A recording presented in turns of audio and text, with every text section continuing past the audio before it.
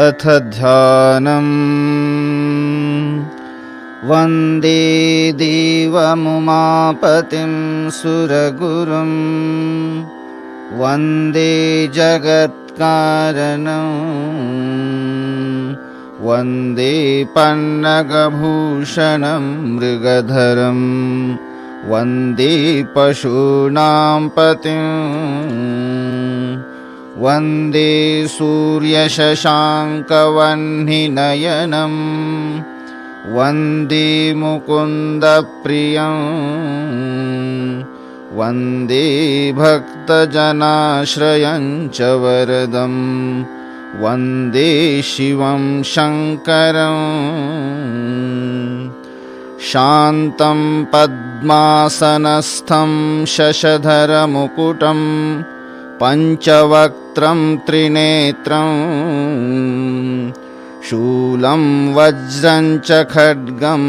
परशुमभयदं दक्षिणाङ्गे वहन्तं नागं पाशं च घण्टां डमरुकसहितां साङ्कुशं वामभागे नानालङ्कारदीप्तं स्फटिकमणिनिभं पार्वतीशं नमामि। चन्द्रोद्भासितशेखरे स्मरहरे गङ्गाधरे शङ्करे सर्पैर्भूषितकण्ठकर्णविवरे नेत्रोत्थवैश्वानरे दन्तित्वकृतसुन्दराम्बरधरे त्रैलोक्यसारे हरे मोक्षार्थं कुरु चित्तवृत्तिमखिलाम् अन्येस्तु किं कर्मभिः अन्येस्तु किं कर्मभिः।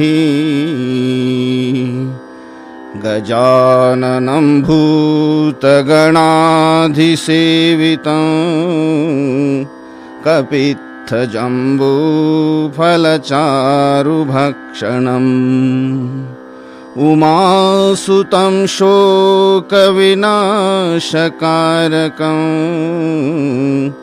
नमामि विघ्नेश्वरपादपङ्कजं नमामि विघ्नेश्वरपादपङ्कजम्। श्रीशिवमहिम्नस्तोत्रम्। श्रीपुष्पदन्त उवाच महिम्नः पारन्ते परमविदुषो यद्य सदृशी स्तुतिर्ब्रह्मादीनामपि तदवसन्नास्त्वयि गिरः अथावाच सर्वस्वमतिपरिणामावधिगृह्णन् ममापेशस्तोत्रे हरनिरपवादपरिकरः अतीतः पन्थानं तव च महिमा वाङ्मनसयोः अतद्व्यावृत्यायं चकितमभिधत्ते श्रुतिरपि सकस्य स्तोतव्य कतिविधगुणकस्य विषयः पदे त्वर्वाचीने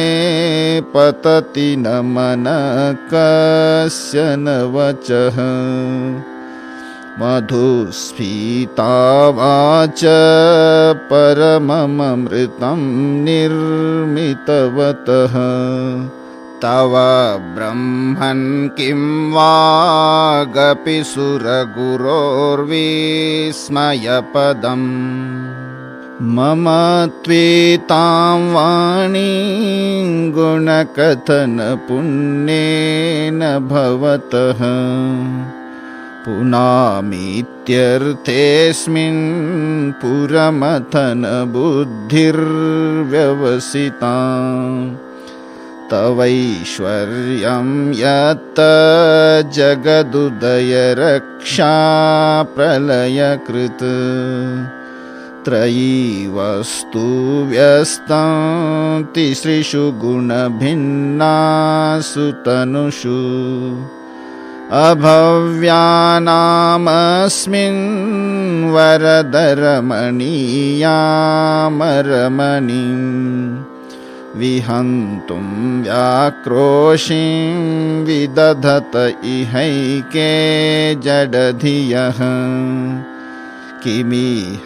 किङ्काय स खलु किमुपायस्त्रिभुवनम् किमाधारो धाता सृजति किमुपादानयिति च अतर्कैश्वर्ये त्वय्यनवसरदुःस्थो हतधियः कुतर्कोऽयं कांश्चिन्मुखरयति मोहाय जगतः अजन्मानो लोका किमवयववन्तोऽपि जगताम् अधिष्ठातारं किं भवविधिरनादृत्य भवति अनीशो वा कुर्याद्भुवनजननेकपरिकरो यतो मन्दास्त्वां प्रत्यमरवरसंशेरत इमे त्रयी सांख्यं योग पशुपतिमतं वैष्णवमिति प्रभिन्ने प्रस्थाने परमिदमदपत्यमिति च रुचीनां वैचित्र्याद्रिजुकुटिलनानापथजुषाम् नृणामेको गम्यस्त्वमसि पयसामर्णव इव महोक्षखट्वाङ्गं परशुरजिनं भस्मफणिनः कपालं चेतीयत्तव वरदतन्त्रोपकरणम् सुरास्तां तां रिद्धिं दधति तु भवद्भ्रूप्रणिहितां न हि स्वात्मा रामं विषयमृगतृष्णा भ्रमयति ध्रुवं कश्चित् सर्वं सकलमपरस्त्वध्रुवमिदम् परो ध्रुव्याध्रुवे जगति गदति व्यस्तविषये समस्तेऽप्येतस्मिन् पुरमथनतैर्विस्मित इव स्तुवञ्जिह्रेमि त्वां न खलु ननु दृष्टा मुखरता तवैश्वर्यं यत्नाद्यदुपरि विरंसिर्हरिरधः परिच्छेतुं याता वनलमनलस्कन्धवपुषः ततो भक्तिश्रद्धा भरगुरुगृणद्भ्यां गिरिशयत् स्वयं कस्ते ताभ्यां तव किमनुवृत्तिर्न फलति अयत्नादापाद्य त्रिभुवनमवैरव्यतिकरम् दशास्यो यद्बाहूनभृतरणकण्डोपरवशान् शिरपद्मश्रेणीरचितचरणाम्भोरुहबलेः स्थिरायास्त्वद्भक्ते त्रिपुरहरविस्फुर्जितमिदम् आमुष्यत्वत्सेवा समधिगतसारं भुजवनम् बलात् कैलासेऽपि त्वदधिवसतो विक्रमयतः अलभ्या पातालेऽप्यलसचलिताङ्गोष्ठशिरसि प्रतिष्ठा त्वय्यासि ध्रुवमुपचितो मुह्यति खलः यदृद्धिं सूत्राम्नो वरद परमोच्चैरपि सति मधश्चक्रे बाणपरिजनविधेयास्त्रिभुवनः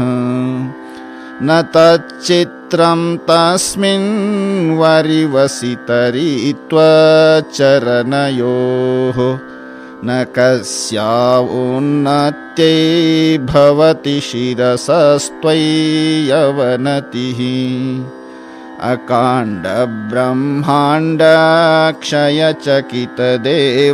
अकाण्डब्रह्माण्डक्षयचकितदेवासुरकृपा विधेयस्यासीद्य स्त्रिनयनविषं संहृतवतः सकल्माषकण्ठे तव न कुरुते न श्रियमहो विकारोऽपि श्लाघ्यो भुवनभयभङ्गव्यसनिनः असिद्धार्थानैव क्वचिदपि सदेवासुरनरे निवर्तन्ते नित्यं जगति जयिनो यस्य विशिखाः सपश्यन्निशत्वामितरसुरसाधारणमभूत् स्मर स्मर्तव्यात्मा न हि वशिशुपथ्य परिभवः महीपादाघातात् व्रजति सहसा संशयपदम् पदं विष्णोर्भ्राम्यद्भुजपरिगरुघ्नग्रहगणम्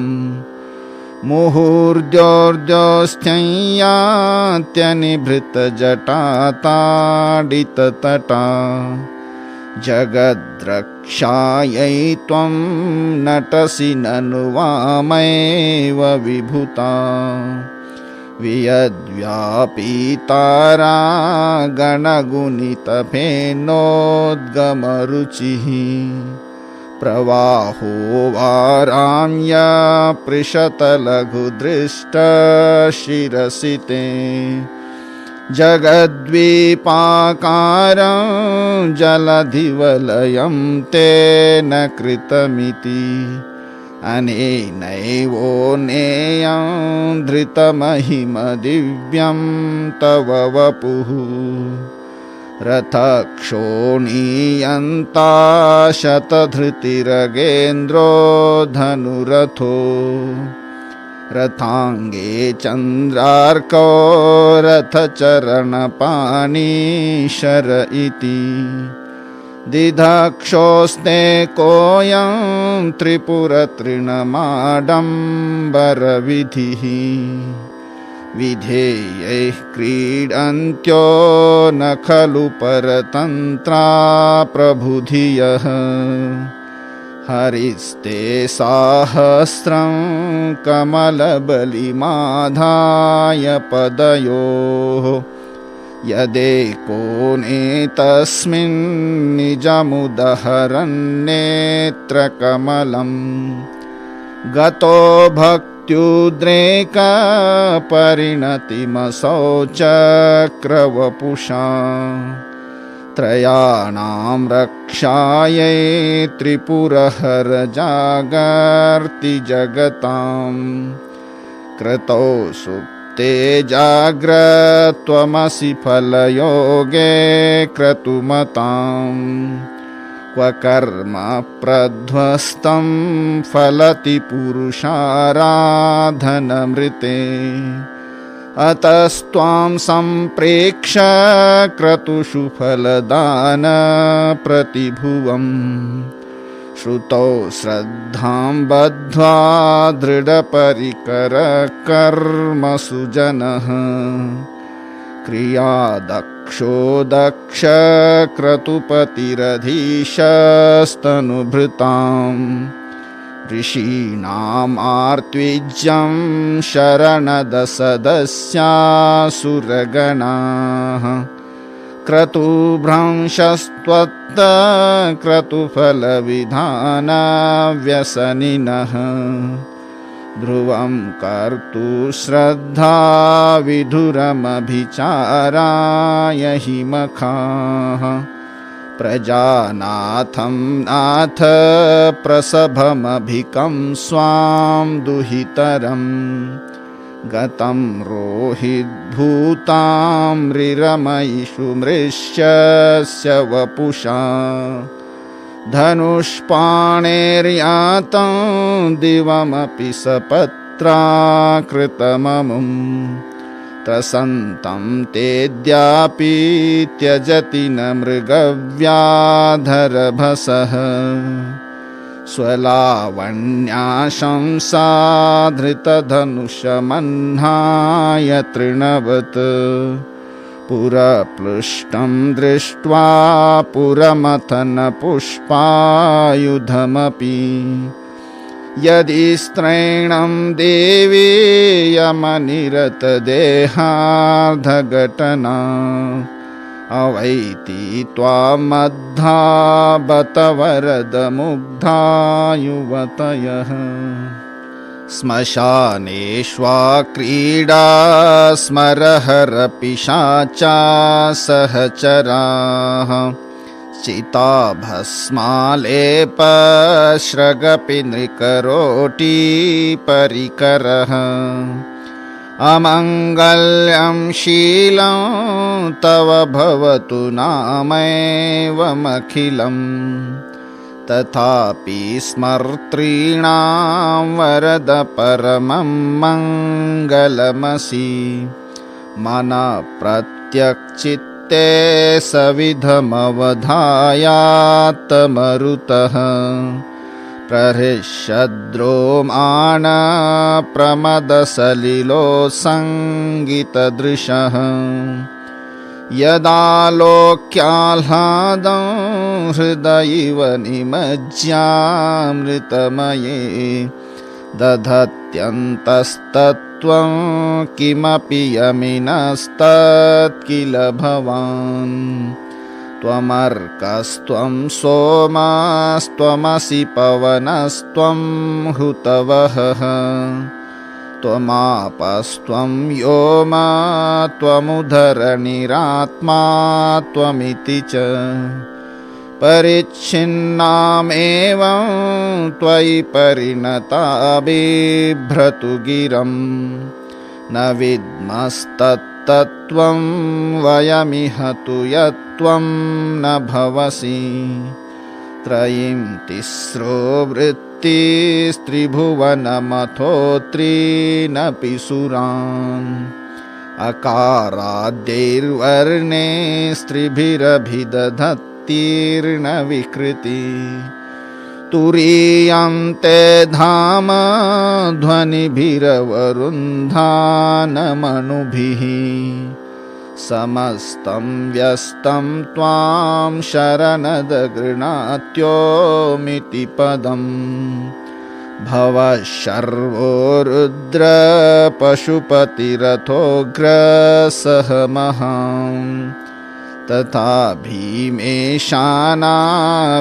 यदभिधानाष्टकमिदम् अमुष्मिन् प्रत्येकं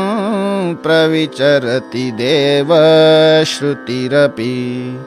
प्रियायास्मै धाम्ने प्रणिहितनमस्योऽस्मि भवते नमो नेदिष्ठाय प्रियदवदविष्ठाय च नमो नमः क्षोधिष्ठाय स्मरहरमहिष्ठाय च नमः नमो वर्षिष्ठाय त्रिनयनयविष्ठाय च नमो नमः सर्वस्मै ते तदिदमिति सर्वाय च नमः बहरदस्ये विश्वोत्पत्तो भवाय नमो नमः प्रबलतमसे तत्संहारे हराय नमो नमः जनसुखकृते सत्त्वोद्रिक्तो मृडाय नमो नमः प्रमहसि पदे निःश्रे गुण्ये शिवाय नमो नमः कृशपरिणति चेत क्लेशवशं क्वचेदं क्व च तव गुणसीमोल्लङ्घिनी शश्वदृद्धिः इति चकितममन्दीकृत्य मां भक्तिरादात् वरद चरणयोस्ते वाक्यपुष्पोपहारम् असितगिरिसमं स्यात् कज्जलं सिन्धुपात्रे सुरतरुवरशाखा लेखनी पत्रमुर्वी लिखति यदि गृहीत्वा शारदा सर्वकालं तदपि तव गुणानामीश पारं न याति असुरसुरमुनीन्द्रैरर्चितस्येन्दुमूले ग्रथितगुणमहिम्नो निर्गुणस्येश्वरस्य सकलगणवरिष्ठपुष्पदन्ताभिधानो रुचिरमलघुवृत्ते स्तोत्रमेतच्चकार अहरहरनवद्यं दुर्जटे स्तोत्रमेतत् पठति परमभक्त्या शुद्धचित्तपुमान्यः स भवति शिवलोके रुद्रतुल्यस्तथात्र प्रचुरतरदनायुं पुत्रवान् कीर्तिमांश्च दीक्षादानं तपस्तीर्थं ज्ञानं यागादिका क्रियाः महिम्नस्तव पाठस्य कलां नार्हन्ति षोडशीम् आसमाप्तमिदं स्तोत्रं पुण्यं गन्धर्वभाषितम् अनौपम्यं मनोहारी शिवमीश्वरवर्णनम् महेशानापरो देवो महिम्नो नापरा स्तुतिः अघोरानापरो मन्त्रो नास्ति तत्त्वं गुरोः परम् कुसुमदशननामा सर्वगन्धर्वराजः शिशुशशिधरमौलेर्देवदेवस्य दासः स खलु निजमहिम्नो भ्रष्ट एवाशरोषात् स्तवनमिदमकार्षीद्दिव्यदिव्यं महिम्नः सुरवरमुनिपूज्यं स्वर्गमोक्षैकहेतुं पठति यदि मनुष्य प्राञ्जलिर्नान्यचेता व्रजति शिवसमीपं किन्नरैस्तूयमानः स्तवनमिदममोघं पुष्पदन्तप्रणीतम् श्रीपुष्पदन्तमुखपङ्कजनिर्गतेन स्तोत्रेण किल्बिषहरेण हरप्रियेण कण्ठस्थितेन पठितेन समाहितेन सुप्रीणितो भवति भूतपतिर्महीशः इत्येषां वाङ्मयी पूजा श्रीमच्छङ्करपादयोः अर्पिता तेन देवेश